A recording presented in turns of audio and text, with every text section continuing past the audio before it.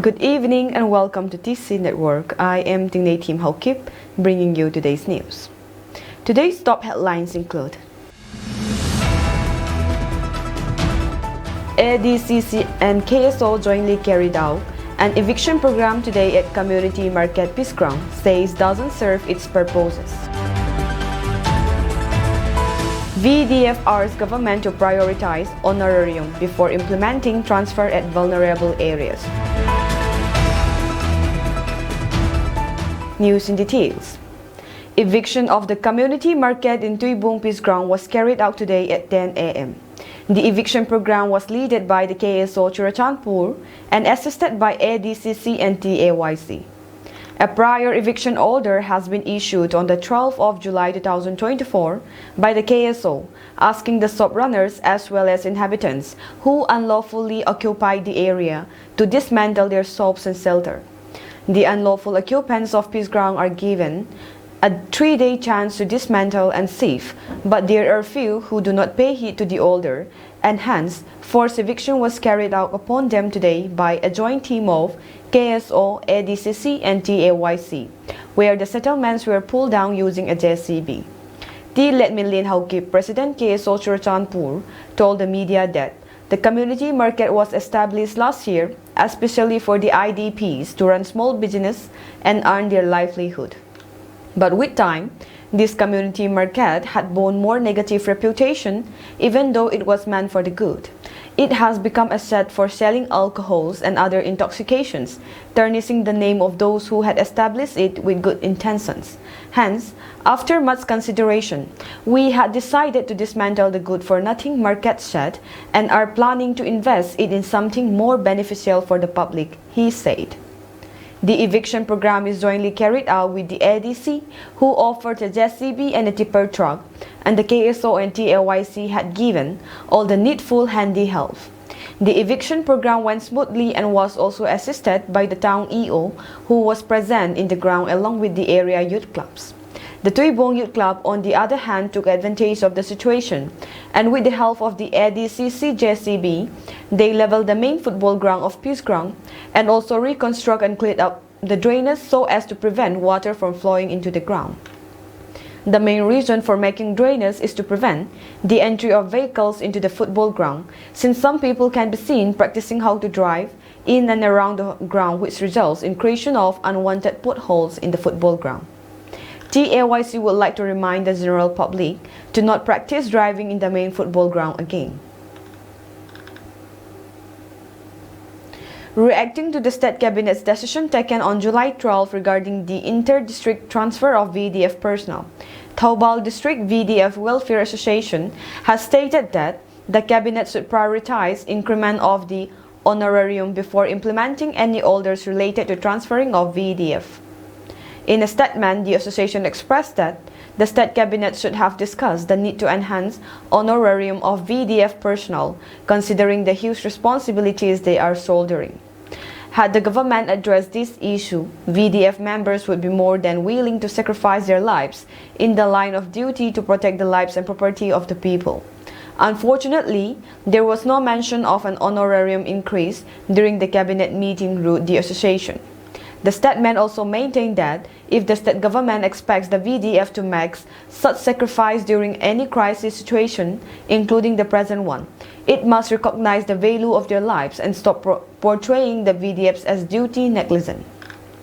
The government should ensure that any decision to increase the honorarium is met before issuing any orders related to inter-district transfer of VDFs, suggested the association, while asserting the VDF of Taubal District will fully support any agitation launched by All Manipur VDF Employees Welfare Association if the government undermines interests of the VDF personnel. The district administration Churachandpur has distributed relief materials to the relief camps in the district. The distribution was done at the mini secretariat Tuibong under the supervision of the relief in charge and handed over to various CSOs who are supervising the relief camps in their own jurisdiction. A total of 93 camps with 14,629 inmates have received altogether the following mentioned items: rice, 811.50 bags, dal 175.70 bags, Matar peas 65.20 bags, onions 46.50 bags, and mustard oil 104.50 liters. The relief camps within the district are distributed over 5 blocks. Names of blocks and the number of relief camps and inmates it houses are as follow. Tuibong SDO 46 camps with 6,929 inmates. Churachandpur SDO 32 camps with 5,041 inmates. Saikot SDO 7 camps with 1,009 inmates. Singat SDO 4 camps with 833 inmates, and Saikot SDO 4 camps with 817 inmates respectively. The prolonging conflict in the state had greatly affected the internally displaced persons who are staying in relief camps, especially in their means of earning their livelihood. The Manipur government has issued a circular addressing the illegal sale and use of drug methamphetamine, a substance that has been improperly distributed by certain pharmacies and fitness centers. The circular warns all chemists, medical stores, fitness centers, and citizens about the harmful consequences of this practice. The circular highlights that the unauthorized distribution and promotion of methamphetamine have led to severe adverse effects on the youth in Manipur. The drug, when consumed without medical supervision, can lead to addiction and significant bodily harm. The government has made it clear that anyone involved in the sale, purchase, or promotion of methamphetamine without a prescription and proper supervision by a registered medical practitioner (RMP) will face legal action and prosecution. Demanding the authorities of the Dahana Manjuri University (DMU) to make special arrangement for students who have cleared the Common University Entrance Test 2024 and ensure their admission in PG courses in other universities. UG students of the varsity protested in front of the administrative block today. Notably, the 6th semester examination of DMU is yet to be conducted when the admission process in most universities has already begun after the declaration of the CUET 2024 results. The students who participated in the protest burned benches and desks in front of the administrative block at around 3:30 p.m. and shouted slogans to save their career. Later, a team of Manipur police arrived at the scene and a brief scuffle broke out. Speaking to media on the sideline of the protest, a student decried that the 6th semester UG students are on the verge of losing their career as the university has failed to conduct the semester examination in time. He asserted that the students who have cleared the CUET 2024 are unable to seek admission for PG courses in other universities, denouncing that the DMU has been completely paralyzed due to the lack of a regular VC, registrar, and other staff. The student continued that the varsity has never conducted semester examinations in time since it was upgraded to university status. He demanded the authorities of the university to communicate with the other universities and ensure the students' admission in PG courses. Manipur security forces rescued a kidnapped individual and apprehended 5 members of the proscribed Kanglei Pak Communist Party Nongdren Khomba faction on July 15. The operation took place in Khongzom Tekcham Makha under the jurisdiction of Khongzom Police Station. The arrested militants were identified as Konsam Rohit Singh, 23, Yanglem Bikas Meitei, 24, Thangzam Chanba Singh, 27, Moirang Tim Anand Singh, 37, and Kaisam Nelson Singh, 28. During the operation, security forces recovered several items from the suspects, including 4 9mm pistols with 10 live rounds, 8 additional live rounds of ammunition, 1 12-bore live round, a 4-wheeler vehicle, and 7 mobile phones.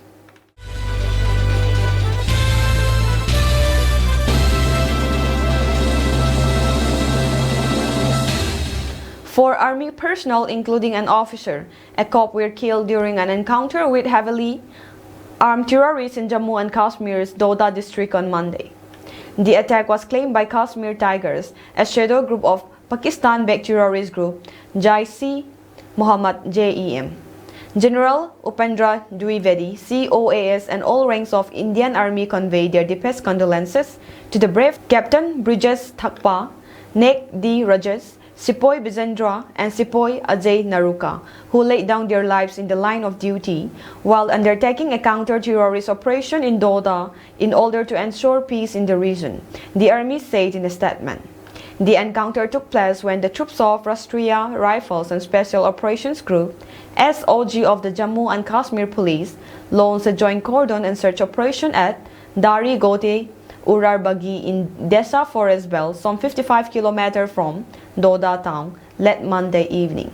After a brief exchange of fire, the officials said the terrorists attempted to escape but were chased by the troops led by an officer, despite challenging terrain and thick foliage, leading to another firefight in the woods at nearly 9 p.m. 5 soldiers were critically injured in the encounter, and 4 of them, including the officer, later succumbed to injuries, the officials confirmed. In a statement, the terror group Kashmir Tigers said the clash and gunfire erupted while the security forces launched a search operation for the Mujahideen. Kashmir Tigers is the same group which earlier claimed responsibility for the attack on an army convoy in Kathua on July 9. The Chief of the Army Staff, COAS, General Upendra Dwivedi, has appraised Defense Minister Rajnath Singh of the ground situation in Doda during their telephonic conversation. Officials say the gun battle began after a cordon and search operation was launched in the Desa Forest area around 7:45 p.m.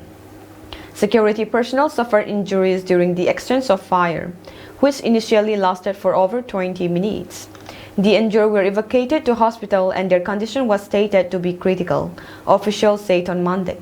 The operation was ongoing as 2 to 3 terrorists were believed to be hiding in the area, they added. According to the Army's 16th Corps, also known as White Night Corps, contact with terrorists was established at about 9 p.m. when a heavy gunfire occurred. Initial reports suggest injuries to our efforts, while Night Corps tweeted. The operation was launched based on input about the presence of terrorists in the area, according to officials. Additional troops have been moved into the area. Operations are continuing, White Night Corps said. Security forces are on high alert in Jammu and Kashmir following a spate of terror attacks at several places in the Jammu region for the past few weeks. The Indian Army foiled an infiltration bid on July 14 along the line of control in Kupwara district and gunned down 3 terrorists. On July 8, 5 Army personnel, including a junior commissioned officer, died, and as many were injured with terrorist ambush an army convoy on a mountainous road in Katau district.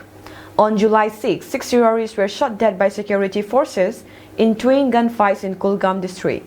2 soldiers lost their lives during the separate encounters. Most recently, in Doda, 3 terrorists were killed in a gun battle with security forces on June 26. The gunfight took place after the army cordoned off a hideout with 4 terrorists, 3 of whom were killed.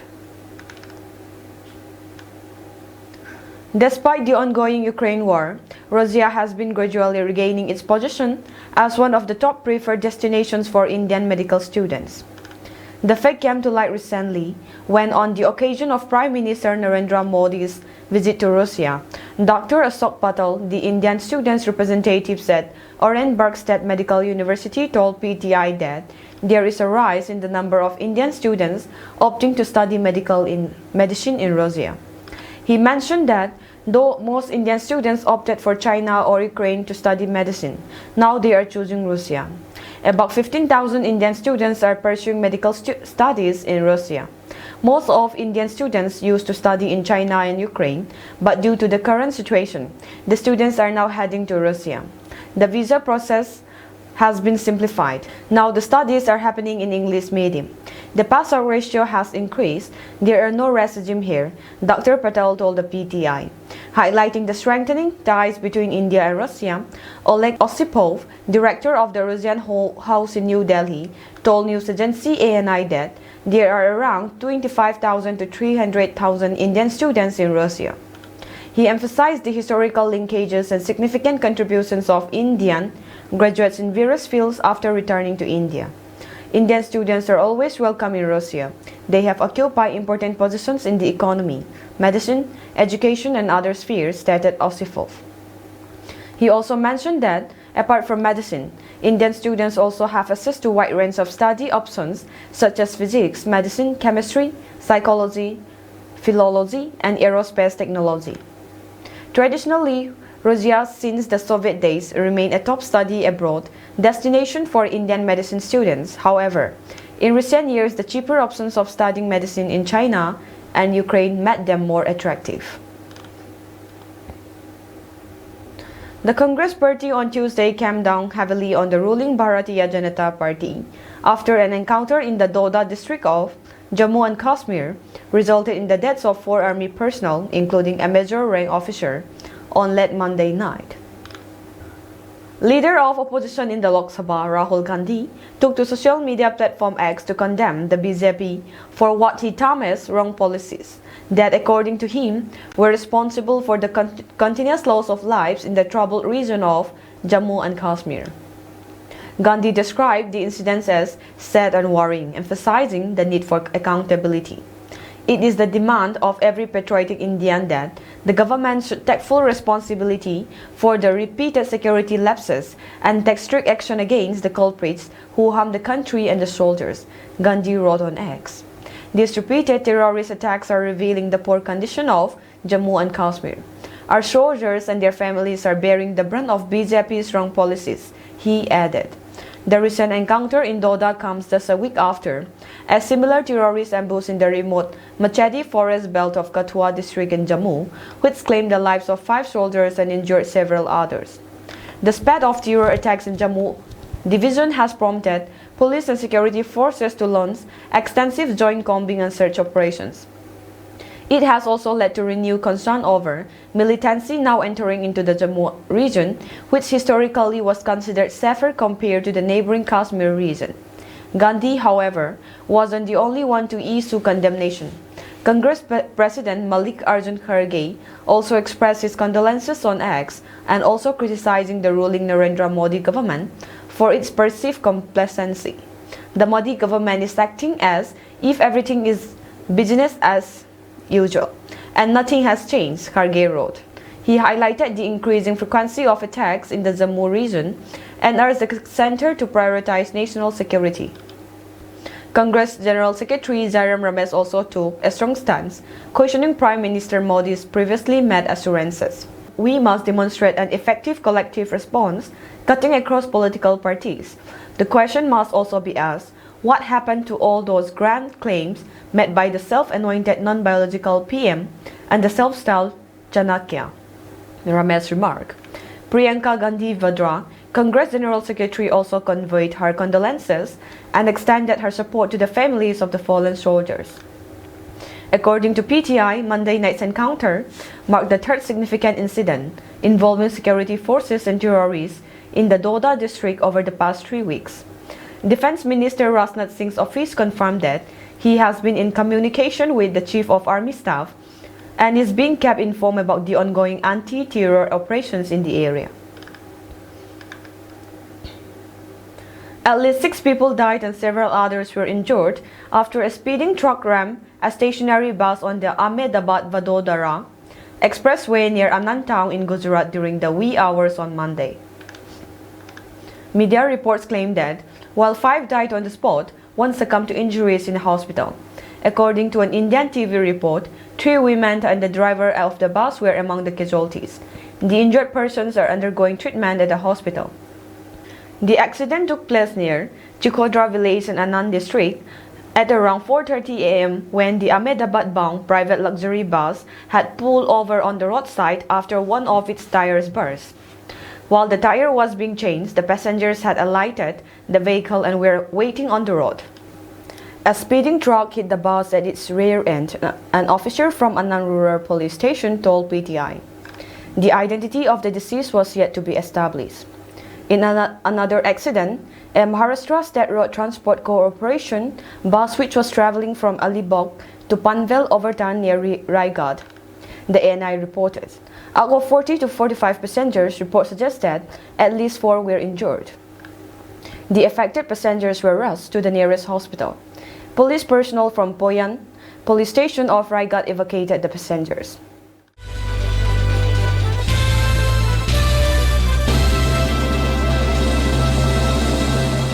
Karine Jean-Pierre urged New Delhi to support international efforts for a peaceful resolution in the war-torn country, leveraging its long-standing relationship with Moscow to encourage President Putin to end the war.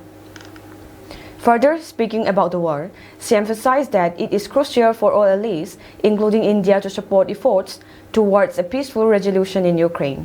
Further, the White House Secretary also reiterated that India is a strategic partner with whom the US engaged in frank dialogue, including their relationship with Russia.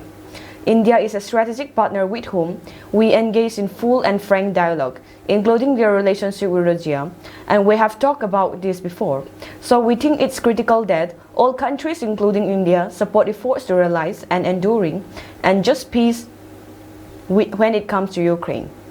It is important for all of our allies to realize this. Jean-Pierre stressed that President Putin alone can end the war which he started. The US believes India's relationship with Russia positions it to encourage President Putin to take this step, she added. The White House further said that India's ties with Russia give it the ability to urge Russian President Vladimir Putin to end the conflict in Ukraine. The statement came after PM Modi emphasized to President Putin that the solution to the Ukraine conflict lay in dialogue and not on the battlefield. Jean-Pierre made the statement after Prime Minister Narendra Modi, during his bilateral talks with Russian President Putin, also raised the issue of killing of children during conflicts and said it is heart-wrenching when innocent children die. The Prime Minister said that everyone who believes in humanity is hurt when there is a loss of lives. This comes in the wake of the recent missile strike on a children's hospital in Kyiv, which killed 37 children. Be it war, conflicts, terror attacks, everyone who believes in humanity is pained when there is a loss of lives. But when innocent children are murdered, when we see innocent children dying, it is heart-wrenching. That pain is immense. I also held a detailed discussion with you over this, PM Modi said during the meeting. Prime Minister Narendra Modi said that there is no solution on the battlefield and added that peace talks do not succeed amid bomb, guns, bullets. PM Modi said, "As a friend, I have always said that for the bright future of our coming generation, peace is of utmost importance. But I also know that solutions are not possible on battlegrounds, amid bombs, guns and bullets. Solutions and peace talks do not succeed.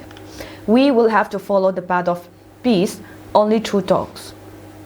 It was PM Modi's first visit to Russia since the war started between Moscow and Kyiv in 2022. India has always advocated peace and diplomacy for resolving the conflict between Ukraine and Russia. Yemen Houthis rebels on Monday said they targeted 2 tankers in the Red Sea with missiles and drones after a British security agency reported several attacks in the troubled waterway. In a statement on social media platform X, Houthi military spokesperson Yahya Sari identified the 2 ships as Bentley 1 and Panama flag oil tanker and the Chaos Lion, a Liberia flag crude oil tanker. The Bentley 1 was attacked with drone boats, unmanned aerial vehicles and ballistic missiles, while the Chaos Lion was targeted with uncrewed surface vehicles, Sari said. They were targeted because their owners had used Israeli ports, according to the rebel spokesperson. Earlier on Monday, the United Kingdom Maritime Threat Operations reported 2 separate incidents in the Red Sea. A ship sailing southwest of the port city of Hodeidah came under attack from 3 small vessels, 2 of which had 3 people each on board, UKMTO said. The third skiff was unmanned, according to the agency, which is run by British Royal Navy. The unmanned small craft collided with the vessel twice, and the 2 manned small craft fired at the vessel, UKMTO said. After 15 minutes, the small craft aborted the attack. The vessel and crew are reported safe, and the vessel is proceeding to its next port of call. The same ship later reported 4 missiles exploding in close proximity, UKMTO said, adding that the strikes did not cause any injuries or damage. British Maritime Security Farm Embraer also reported the attack, saying the merchant vessel had a private armed security team on board. In a separate incident on Monday, an uncrewed surface vessel impacted a merchant vessel 97 nautical miles northwest of Hodeida, UK, MTO said. The attack caused some damage and light smoke, it said, adding that the vessel and crew were reported safe and proceeding to the next port of call. Houthi drone and missile strikes have taken place despite the deployment of Western naval forces to protect ships in the Red Sea, a vital waterway for global trade. Since January, the United States and Britain have carried out repeated retaliatory strikes on Houthi targets in Yemen. On Sunday, the U.S. Military Central Command, CENTCOM, said its forces destroyed several Houthi drones. These actions were taken to protect freedom of navigation and make international water safe and more secure, it said in a post on social media platform X. The powerful sister of North Korean leader Kim Jong-un warned Tuesday that South Korea will face gruesome and dire consequences if it lets North Korean defectors continue to send anti-Pyongyang leaflets to the north. Kim Yo-young, vice president director at the ruling Workers' Party, said North Korea will inevitably change its method of response if the defectors continue the leaflet campaigns against the North, according to the Korean Central News Agency KCNA. We give the scum a stern warning again. They should be ready for paying a gruesome and dear price, Kim in a statement carried by the KCNA. Kim said the North has discovered 29 large balloons carrying such leaflets near the inter-Korean border and other areas. If the ROK scum persists in the crude and dirty play, the mode of counteraction of the DPRK will inevitably be changed, Kim said, hinting that North Korea could take a new tactic to counter the leaflet campaign instead of sending trust-filled balloons. ROK stands for the Republic of Korea, South Korea's official name. DPRK is the acronym of the Democratic People's Republic of Korea. Since late May, North Korea has sent more than 2,000 trust-filled balloons into the South in a tit-for-tat move against anti-Pyongyang leaflets sent by North Korean defectors in the South. Kim made a similar warning Sunday, claiming that the leaflets from the South were found in more than a dozen places in the border and other regions and were all incinerated. At that time, the North Korea state media published rare photos showing leaflets flown in from South Korea being burned, along with a pack of cold medicine. That is all for today's news, and have a pleasant evening ahead.